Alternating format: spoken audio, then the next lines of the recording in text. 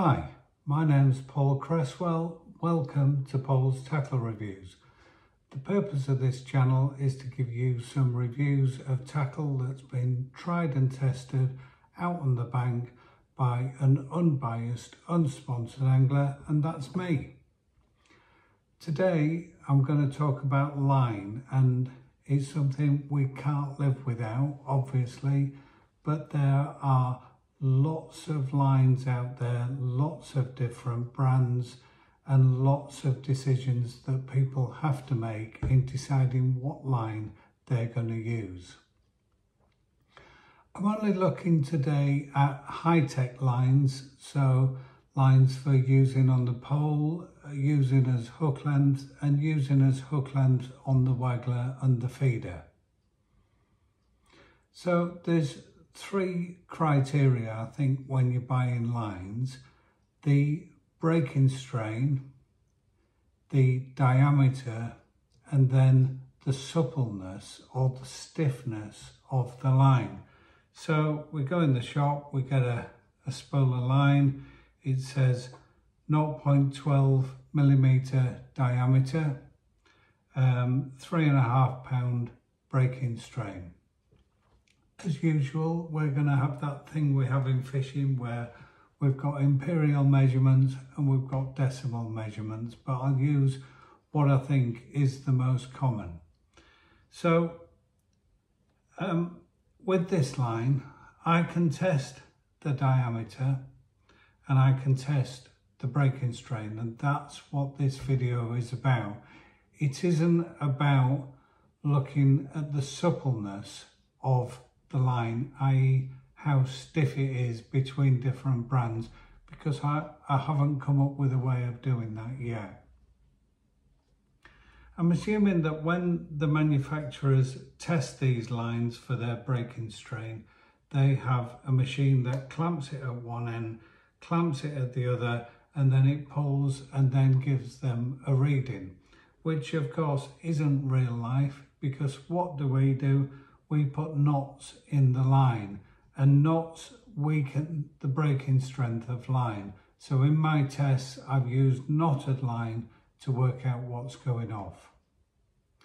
I think my take on line is similar to something I saw Andy Bennett say on a video recently, and that's fish in the main. I mean, in the middle of summer, sometimes it doesn't matter what you're using, but fish pick up your bait and then spit it out if there's something wrong with it. And what makes them think there's something wrong with it could be the stiffness of the line, it could be the thickness of the line, it could be the weight of the line with the hook if we don't have a balanced setup there. So we want something that's as invisible as possible as well. And a lot of people keep saying that fluorocarbon is invisible.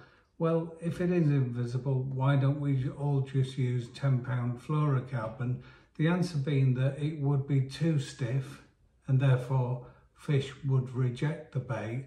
And I also think it might be invisible to us, but we're not fish. We don't see the things that they see. And if line is so visible, then why do you get so many liners?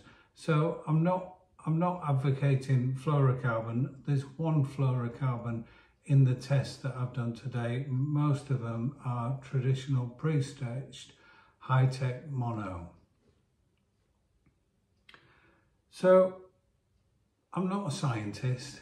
I have got an A-level chemistry. I don't think that qualifies me. I am an accountant, so I'm quite good with the numbers, but I've had to come up with a way in my mind that tests them consistently and fairly. So the first thing I've used is a micrometer, and I'll put some photos there. I've got this micrometer. It does to 1,000th of a millimeter. I only picked it up on eBay. I think it was 25 quid. And you might say, well, your micrometer might not be spot on, but I've used the same device for all the lines.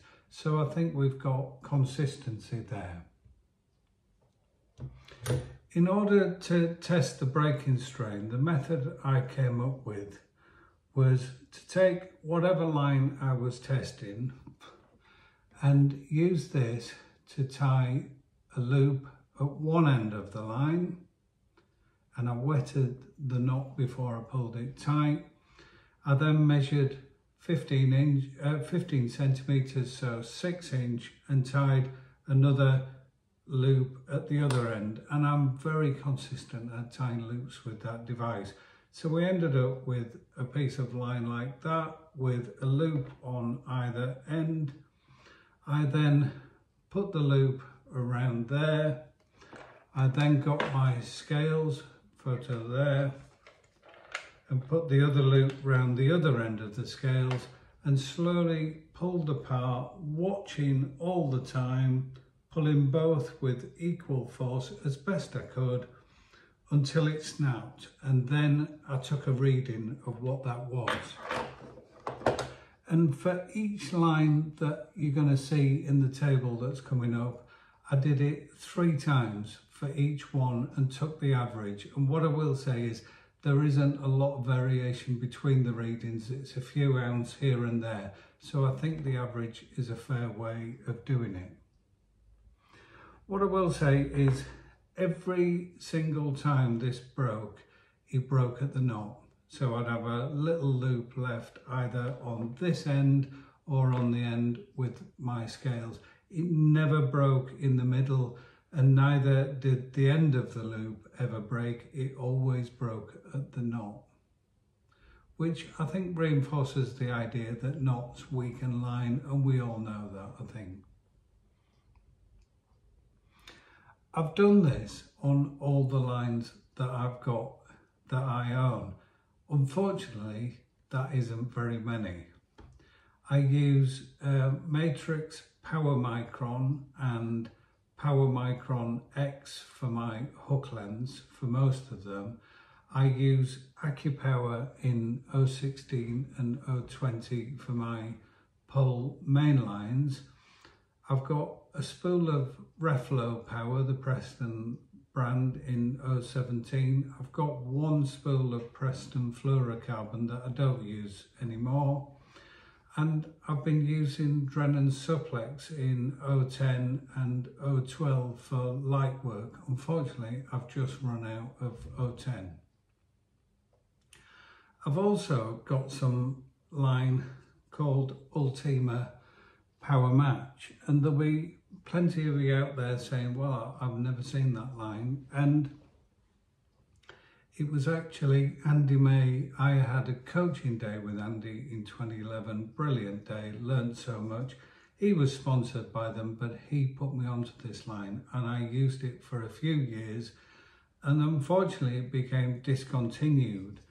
And therefore I made a decision to swap to another line because I wanted consistency and I wanted to understand the lines and not suddenly find I can't get a hold of Ultima Power Match. So this has sat in a little drawer in my garage for at least 6 years, probably 8 years since I've used this line. So this is also a good test of where the line goes off over time. And it was a dark drawer, so it's been kept out the light. So I'm going to put up a table now, and then I'm going to talk while the table's on display, but you might want to pause the video and just look at the video and then look at the table and work out exactly what I'm saying. I've tried to do it in a logical way. For each line, I've put the name of the line in the first column. I've put the stated diameter, the actual diameter as I measured it with the micrometer, the stated breaking strain on the spool, the actual breaking strain from my pull apart test, the average of 3 readings. I've then put, just for information, the breaking strain actual as a percentage of the stated. So we can see that if we pick a spool up, generally it might be 85% of what's stated. It's just of interest to see whether there was any pattern there. But I think the last column is the most interesting. And I've worked out the pounds of breaking strain per 0.1 millimeters of line. So this gives a guide to how much breaking strain per 0.1. So 0.2, obviously I've adjusted. So this should give a consistent figure that you can use to compare lines. Now, I wish I'd got 5 lines that were 010, 5 lines that were stated 012 and 514, and then I think we could get more out of this, but I just don't have that many lines. So I'm going to put the table up now, and here it is.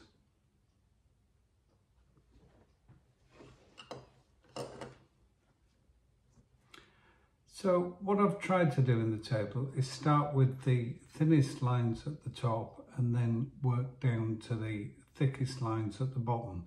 So let's just go through the very first reading there, and that's Ultima Power Match in 010 stated diameter. The actual diameter was 0.104. The breaking strain on the spool was 2.5 pounds. The actual breaking strain, the average from the 3 tests, was 2.04 pound.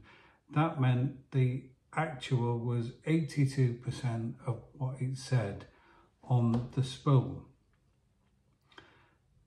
And the pound per 0.1 millimeter ended up being 1.96 pounds.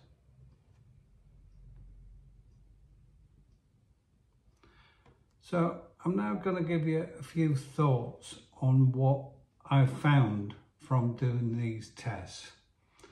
The first one is actual diameters, apart from Preston Reflow, which everybody knows is massively understated, and never more than 0.01 millimeters out. The Power Micron 0.125 was actually 0.126. The new replacement line, the Power Micron X, that was stated to be 0.12 was actually 0.13. So you can see that it isn't the same line, just rebadged. It is a different line, but again, it's within that 0.01 accuracy that I've mentioned. The actual breaking strains are almost all in the 80 to 90% of what's stated on the spools, apart from a couple of exceptions, and the Drennan Supplex was much lower, had been only 70%, and the fluorocarbon was only 57%. And I've stopped using the fluorocarbon because it was breaking quite a lot, and this kind of explains what was going off, although the diameter was understated, but you were only getting 1.2 pounds of strength per 0.1 millimeters. Another conclusion is line doesn't go off if it's properly stored. So this Ultima is 6+ years old. Some of these spools could be 10 years old, and they've all held up, and they've actually given really good readings. And then that brings me on to my next one is, can you bring back Ultima Power Match? Because it's actually a brilliant line, and it's done really well in all of the tests, in all of the diameters. And in fact, the 0.12, I've done more than 3 tests to come up with the fact that it actually breaks at more than what's stated on the spool, which is the only line I've tested that's done that. A lot of people talk about AccuPower and Reflow. They're both made by Preston. There's a video of Lee Kerry tying himself in knots trying to explain the difference, when we all know that Reflow is massively understated on diameter, but he couldn't say that. And so I think what is interesting is actually pounds per 0.1 millimetre is quite similar. It's 3.33 for the 017 Reflow, which is nearly 020, and then the AccuPower 020 is just over 020, and that's 3.17. So there isn't a lot of breaking strain difference between the two. The breaking strain as a percentage of the stated is better for Reflows, so it's probably understated, but they both broke at similar levels. I think Reflow does have a little bit more stretch in it, which is probably why it did slightly better in the test. But basically, based on that small sample of two compared against each other, they're not a lot different in what they break out. What you'll see is, as you go down the table, the pound per 0.1 millimetres goes up in groups. So the thicker lines are over £3, the medium lines are kind of £2.5, and the thinner lines are under £2. And I don't want to give anybody a lesson in maths, but good old pi r squared, as we were all taught, gives you the area of a circle. And in fact, because of that, 0.1 line compared to 0.2 line, the 0.2 line is almost 4 times the surface area of 0.1 line. If you're not quite understanding that, then go on the internet and look up pi r squared and the area of a circle. But what it means is you get a lot more line in the thicker ones than you do in the thinner ones. So therefore, I think if we went into 0.25s, you might get £4 per 0.1, because again, the area doesn't go up proportionately, it goes up a lot more.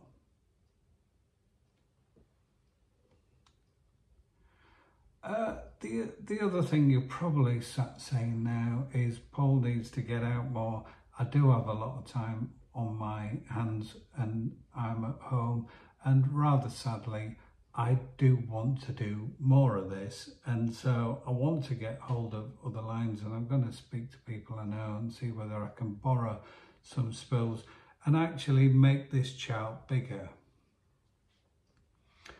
What's it done for me is it's made me think about which lines I use, and I've been using the Supplex, and I will say it is a very supple line, but given that the 0.117 breaks at 1.75 pound and the Ultima 010 breaks at 2.04 pound, I'm going to drop the Supplex and go back to the Ultima. Now, there are a few spools of Ultima knocking around on eBay, and I might well snaffle them up as well. So that's it for today, and I hope you found that interesting, and I hope you followed the methodology that I've gone through here. I haven't seen anybody do anything like this before. Obviously the magazines are never going to touch it, because then they'll be saying one line's better than the other and they don't want to upset their sponsors. So I'd really like your comments. Do you think what I've done is fair? Do you think that the results are what you expected, or are there some surprises in there? And do you think I should try and do more lines and build up a more comprehensive table of what's out there? Really like your views. In my mind, I found this interesting. I think it'll produce loads of comments, but it doesn't always work like that. Also, if you want to put what factors you take into account when you buy a line, I'll say I've probably changed car more than I've changed the lines I use. You do tend to stick with them for a few years, but I'm always on the lookout and open to any improvements that are out there. lots of videos on my channel. Have a look at all of those, 50 now. If you want to give me a like and a thumbs up, that's great. If you want to subscribe, you'll get automatically notified of future videos. It is warming up a bit. I've got a couple of videos I need to film on the patio, so hopefully I'll get them done in the next couple of weeks. Until next time, tight lines.